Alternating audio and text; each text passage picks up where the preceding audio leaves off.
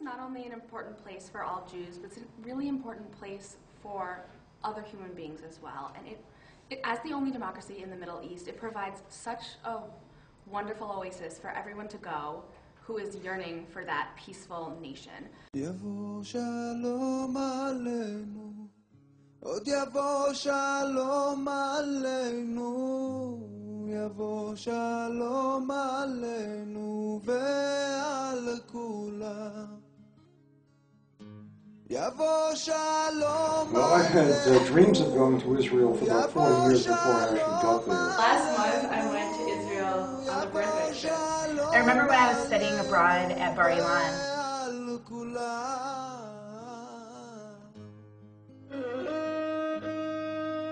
Israel really feels like my second home. Every time I'm in Israel, we really have an instant connection with anyone I'm with. When I went to Israel for 6 weeks a couple years ago, I was on a group with 40 other people with all different denominations, anywhere from secular to Orthodox, also Americans, Canadians, Israelis, Ethiopians. And even though we were so different, with so many different beliefs, so many different backgrounds, being in Israel together gave us that instant connection, an instant similarity, an instant, the same love that we all shared. And we went through so much together, and because we were in Israel and had so many of the same experiences, then we were able to become closer than we ever would have anywhere else.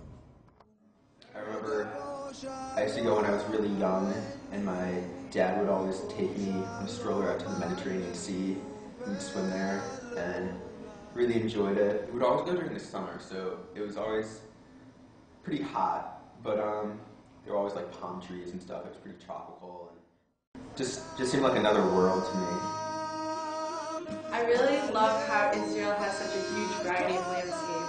You can go to the ocean and to the beach, and then the same time, like 2 hours drive away, you can go to a snowy mountain. And it's amazingly different for such a tiny country like New Jersey size. They go from deserts to forests, old cities, oceans, it's antiquities here and, high tech there, and it's a shockingly exciting and interesting place. So for me, what I like about Israel the most probably is the attitude, like the fact that that everybody's just like kind of relaxed, but also just intense at the same time.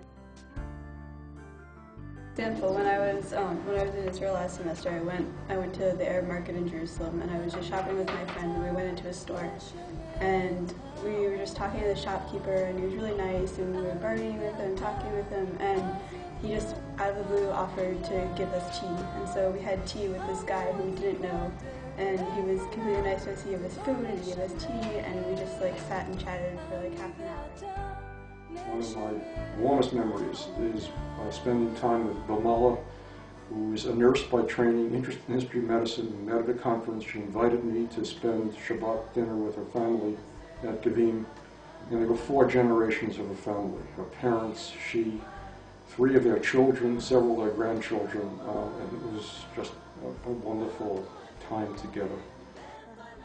So one of my favorite memories about being in Israel is being at a Shabbat service in the city of Sfat, and I was with about 40 or 50 other women, and before I knew it, this woman next to me who I had never spoken to before or ever met just grabbed my hand and started dancing, and the entire room was up and dancing and singing, and it was a lot of fun, and even though it didn't matter that I had never met her before. And to me, that's kind of what Israel represents. People from different backgrounds, from different places, from all over the world, just coming together for a common goal. And to me, that's what's amazing about Israel. Israel is a community where Israelis treat each other like family. They're there for each other, they support each other, and they reach out to the rest of the world in that same exact way. This shows the rest of the world what it means to be there for your neighbor and to reach out and make a difference.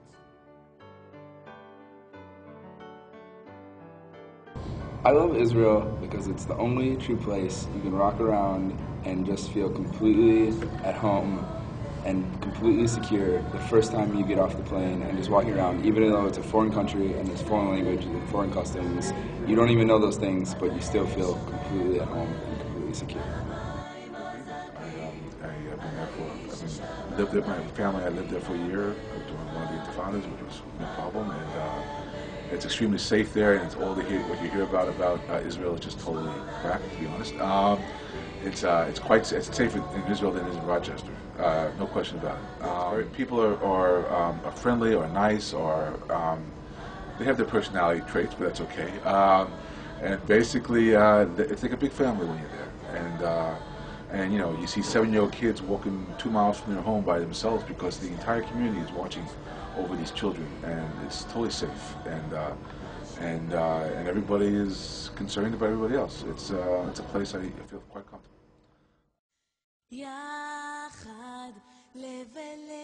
Israel is special to me because it's a place where Jews can go, and instead of being the minority, they're the majority.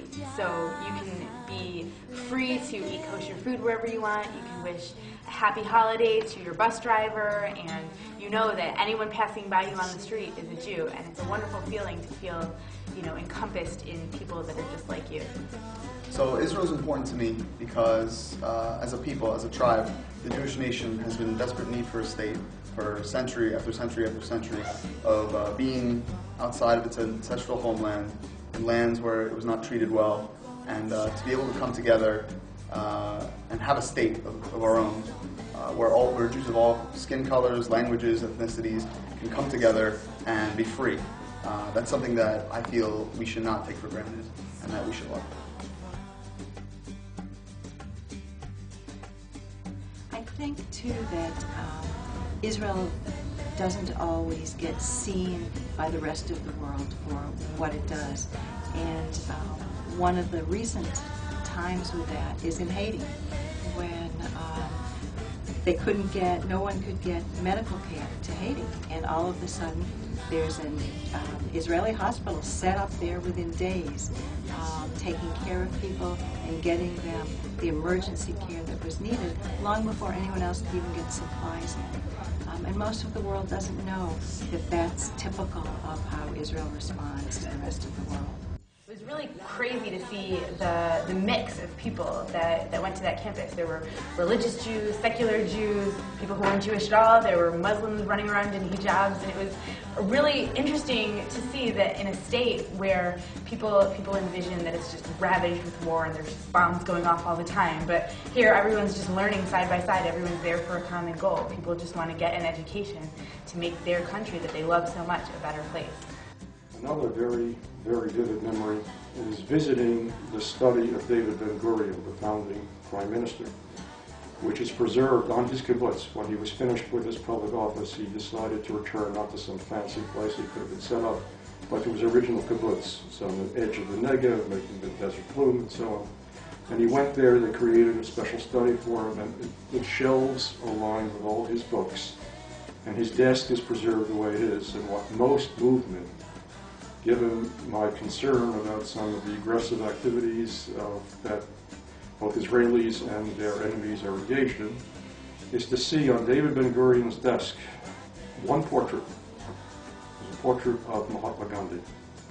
And that spoke very clearly to me what his real ambitions were and what he had to do to survive. But it seemed clear to me that his goal was to establish a peaceful, cooperative set of relationships there if he possibly could. Israel Peace Week stands to promote education and advocacy about the efforts Israel's taken through humanitarian aid, environmental issues, medical issues, democratic issues, political and civil rights issues, all of these things that Israel has been doing for decades. And without Israel, the Jewish people might not be here today, and that is just one reason why I love the state of Israel and will defend it for the rest of my life. And I think it's imperative that everyone here think about why Israel is such an important state and why it's taken strides towards peace, and why it's necessary that we, as human beings, take it upon ourselves to stand up for this country that is so very important in the world.